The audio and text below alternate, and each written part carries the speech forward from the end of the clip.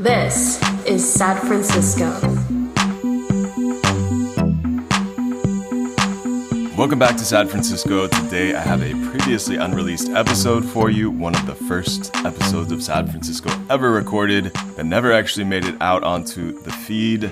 Features Christen Cioffi, that is their voice on the opener of every episode. And Christen and I talked about how neighborhood watch groups are forces for evil, and one of the ways public art becomes depoliticized into basically hospital art. That makes me think of Jackson Pollock and the other abstract impressionists that the CIA funded as one of its very first projects of cultural propaganda.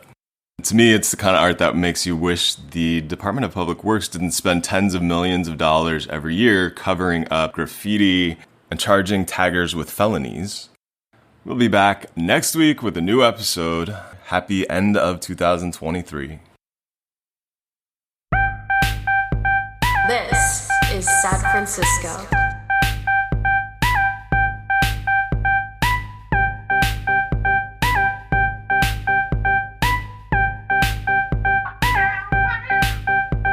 This is a story about neighborhood associations and art critics, or I should say neighborhood associations as art critics. Members of the Lower Polk Neighbors Association put the kibosh, we checked that that's correct, on a proposed LGBT history mural that might have brightened up some of the gray concrete near Hemlock and Polk Streets. Reason being, the mural was too gay. Artists Helen Bailey and Aaron Bo Heimlich were tasked by the SF Arts Commission and the Lower Polk neighbors to design a mural depicting the influence of Polk Street's beat poet community on the LGBT movement.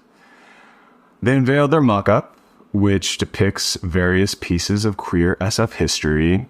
So rainbows, OG, drag queen Jose Sarria, protesters clashing with the cops, Harvey Milk, and in the country's gayest city, this was seemingly uncontroversial stuff, but the response from certain people at the showing of the mock-ups was decidedly hostile, according to the Bay Area Reporter.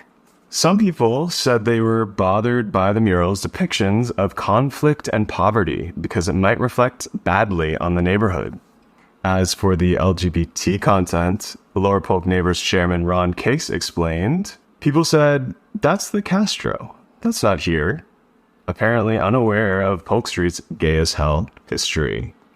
Anyone who's lived here for a minute knows that Polk Street was kind of the alternative to the Castro, which has always been like more uppity. I would describe Castro gays. Uppity. Yeah, like it's kind of moved in a straighter direction, as is Polk Street. I mean, I think it's down to maybe one gay bar, and it used to be like... So sad. I know. Hustler bars up and down the street, gay bars, Divas closed during the pandemic. That was the last trans bar in town in what is allegedly the gay city in the U.S.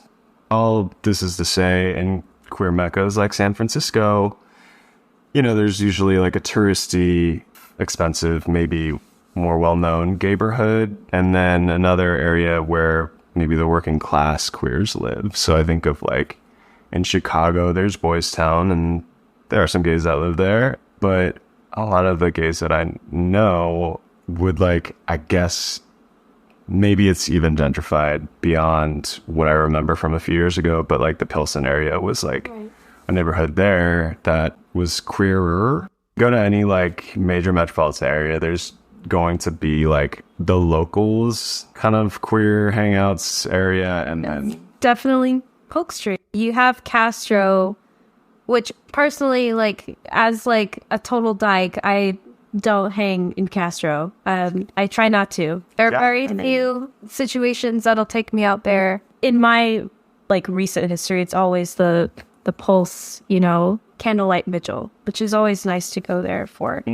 But otherwise, it's pretty sanitized. And it's very clear that there's like the desire to separate the relation from the queers in Castro and the queers in Polk Street. And also, it's very clear what the city's trying to do. Yeah. Polk Street, or whatever's left of it. You know what I'm saying? Yeah, which is to create a situation where developers can come in and make it look like any nameless, faceless neighborhood anywhere in the world. Polk Street was pretty gay up until 15 years ago. There's a great map that kind of shows like where the old haunts were for gays back in the day, and it's not just bars, like bathhouses and other types of places you could meet people if you were, for example, like a dyke, or if you're trans, like if you weren't kind of among like the ruling class gays. Like Harvey Milk was, by the time he got to be supervisor of San Francisco, definitely more of that class, like that Castro gay class. And so one of the artists, Helen Bailey, explained that we were pretty shocked, thinking we had a positive message and art that spoke to the community and history. So the mural was shelved. This, of course, happens all the time. I think we have talked about neighborhood associations more generally and like all of the forms they can take. Sometimes they're called community benefits districts. Sometimes they're called business improvement districts, cultural districts. They all amount to being kind of a place where like people who are gentrifying the neighborhood go seemingly with too much time on their hands. And if you sit through any of these meetings, which some friends that would go to the Lower Polk meetings regularly, actually Rollo would go every week while they were attempting to full on gentrify the area, and they ended up putting up the palm trees along Polk, which Oh God. Each of the That's palm why? trees, like that was part of the whole gentrification move, was to give it some flair. I mean, those palm trees look really beat up and like they look so sad, but each of them costs upwards of $10,000 to install. Rolling my eyes, just so for listeners, rolling my eyes to have. They are rolling their eyes. But of course, this is like a tale as old as time. Like these art projects, suddenly, if it's public art, you know, all of these neighborhood groups want to have their input, and they want to be the art critic that dumbs down the art so that you don't have depictions of actual history like protests. Exactly. And there's no culture. There's no. I'd be damned if like the folks behind these neighborhood and business districts and cultural districts were actually for any sort of neighborly support, right? It's usually just this draw to like, how do we keep the tourism alive? How do we keep people coming to a neighborhood where people don't like to go to because the poor people are so unsightly to them, you know? And like it doesn't resonate that like this is like the real fucking history. Yeah, like today, even after Polk's redevelopment and gentrification, I mean, you have a lot of people who are living in tents that were previously housed in the city. Actually, the place where the mural was going to go, outside the Hemlock Bar, like that bar isn't even there anymore. It was like a music venue. I remember you could smoke there at one point. They had like a separate smoking room. Bring those back. It's like, yeah, I think, and it was even licensed, I suppose. That is now gone. But you have stories like this all the time. Another example is in 2020, at the beginning of the pandemic, neighborhood associations were getting used to Zoom life and they were meeting online. There was a situation with some art that was meant to go on the new trash cans being installed in Soma.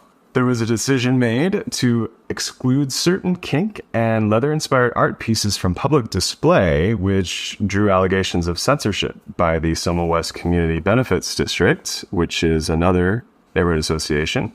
Dorian Katz, an artist with one of the 5 pieces that was submitted to Soma West, Community Benefits District, aka CBD, said that she, Dorian, was told that her piece would be featured on a new trash receptacle in the area, only to find out that it never appeared. Quote, "We were told the exact location of where each trash can was going to be." Katz is a queer bisexual dyke who paints under the name Poppers the Pony. Quote, "We were paid for our work, and in September, people went out to see them, and a third of us went out to find that our art was not up." Justin Hall, a gay artist, likewise found his art featuring people in bondage gear was censored. It was meant to be displayed on Folsom Street, which happens to be where the Folsom Street Fair and Dory Alley, these large like leather festivals that happen every year, happen on Folsom Street, hence the namesake. Justin Hall received no notice, saying he was hurt. He didn't have a chance to change the art. 2 of the rejected pieces of art featured handkerchiefs. So, I mean, this is where, for me, like, this particular story gets like, are you serious? The handkerchief or hanky code developed in the 1970s is a way for gay men looking for casual sex to indicate what sex act and position they were seeking via the display of a handkerchief of a certain color. And, you know, you would put it in a certain back pocket, and I remember I had at one point, I mean, I never had a hanky that I was using, but there was like a gay bookstore where I grew up down south where they had a little card that was like a reference guide, like a legend. Oh my God, that's so cute. Each of the different colors. Do you still have it? I don't.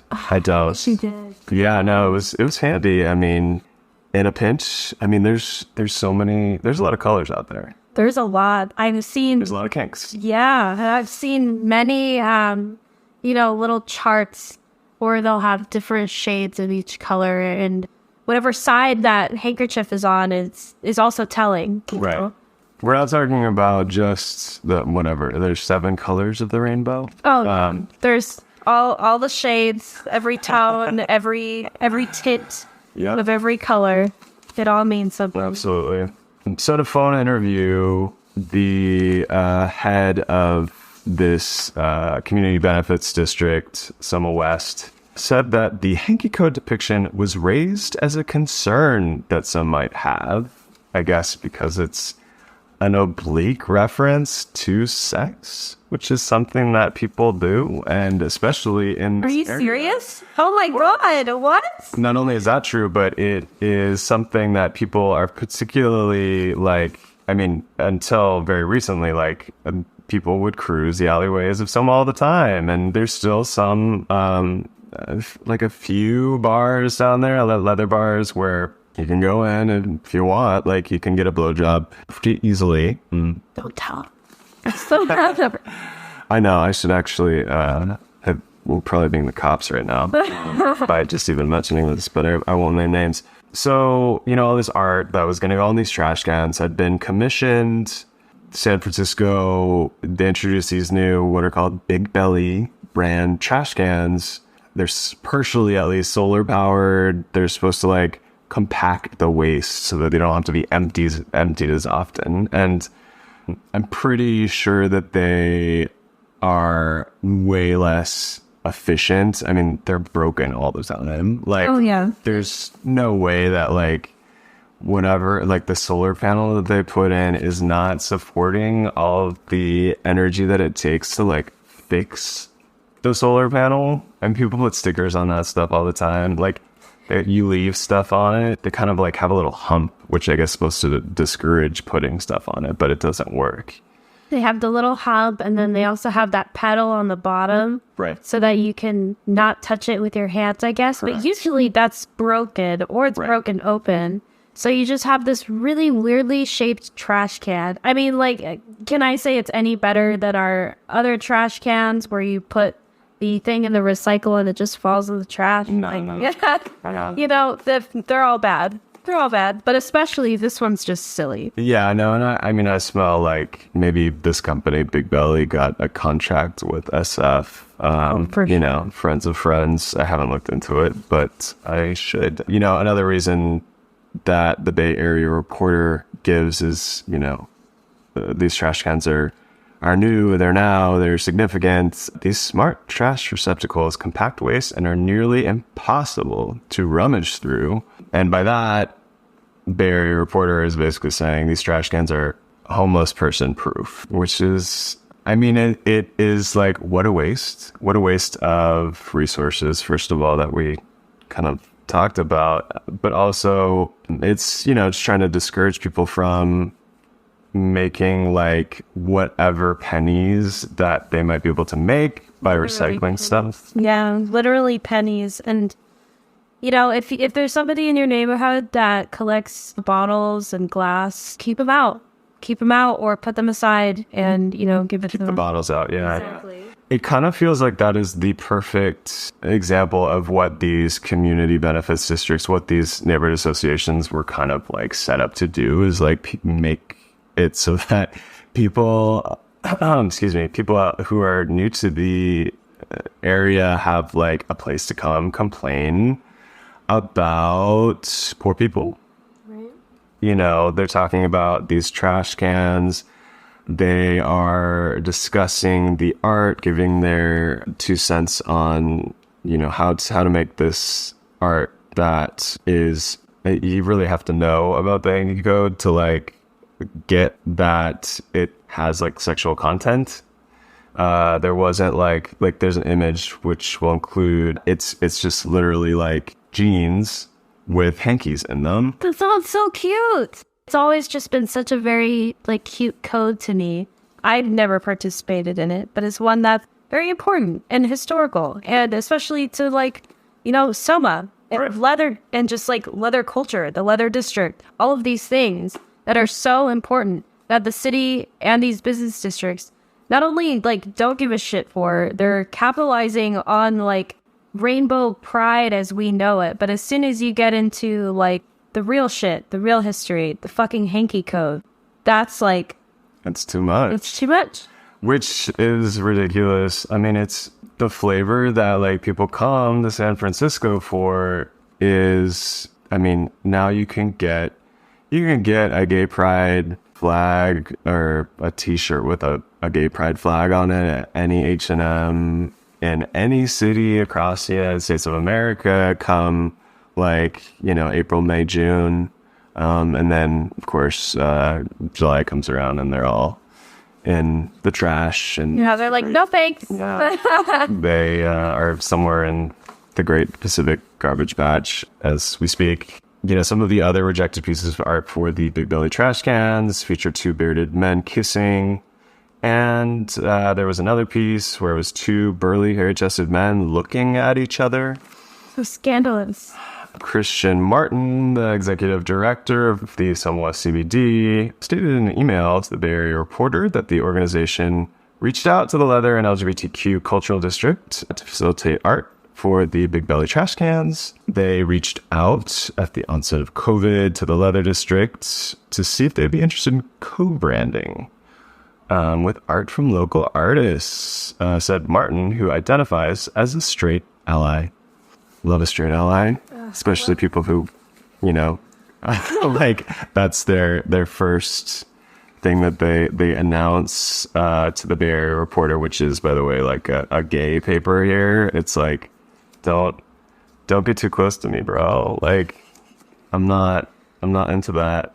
Martin stressed that other LGBTQ and or BDSM affirmative imagery was chosen for the trash bins, including art featuring the now shuttered queer bar The Stud, the mostly deserted and depressing Miracle Mile that was once full of gay bars and bathhouses down mostly in Soma, and also a classic, a jock strap. Just, you know, jock strap, no context. I love that.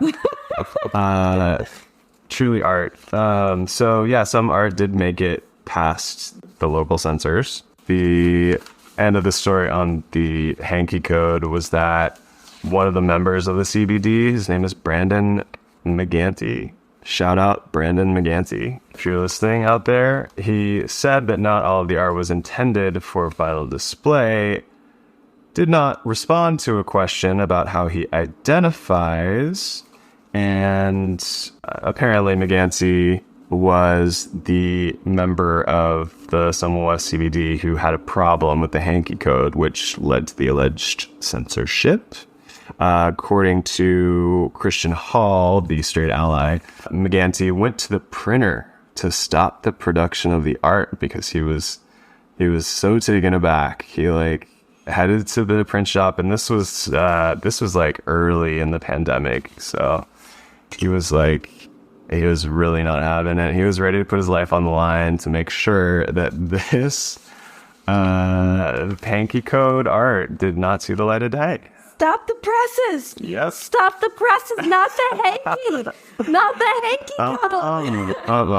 code! When pressed by a reporter, though, McGanty would not answer if he or anyone else was the one who raised concerns about the hanky code. A fucking narc. I mean, that's her story is, neighborhood associations should not exist. They're running to the print shop at the beginning of a global pandemic where people don't know, they're washing their groceries still, and he's running to the print shop to make sure that this hanky code image does not make it onto the side of a trash can. I wonder what the deal is, I hope he's okay, Brandon McGanty. Actually, I don't. No. I'm okay with him maybe not living in the city anymore. Certainly not the association. God. Yeah, I know that both of these neighborhood associations do still exist, unfortunately. These are things that are usually, there's a couple people that kind of commandeer them. They'll have special guests from the officers from the local police precinct, and they're all friends. They're all friends. They're all interconnected. They're basically cops. Yeah. A different kind of form of coppery happening. I guess one positive that's come out of this sort of concern about what kind of art the families are seeing, which, by the way, I'm pretty sure these are this is a single gay guy. This guy, he has no friends. He has no family. That's why he's showing up to the community benefits district meeting and running to the print shop. One thing that came out of this is the Stud, which is also in Soma. They had a similar situation where their murals were painted over by the landlord, painted white. And again, maybe this is me being a cop, but probably the only Pride related party. It's not officially sponsored by Pride, but every year during Pride, there's a party outside of the Stud where people tag the building up. And it looks really cool for a couple days, and then it gets painted over again, unfortunately. We'll throw up some pictures. Yeah, please do. I remember when it got painted over the first time. It was very sad. But, don't be afraid to redecorate. Yeah. And absolutely. Keep making art. Bring the hankies back. Please keep making hanky art. And if you make any, please send them to us. Send them to Brian. Is that what his name was? McGinty? Brandon McGanty. If you send it to us, we could actually send it to the Soma West CBD. Oh, I love writing letters. Okay. We'll send it to our street allies at the Soma West CBD. Feel free to send that in. Thanks for listening. And catch you at the next one.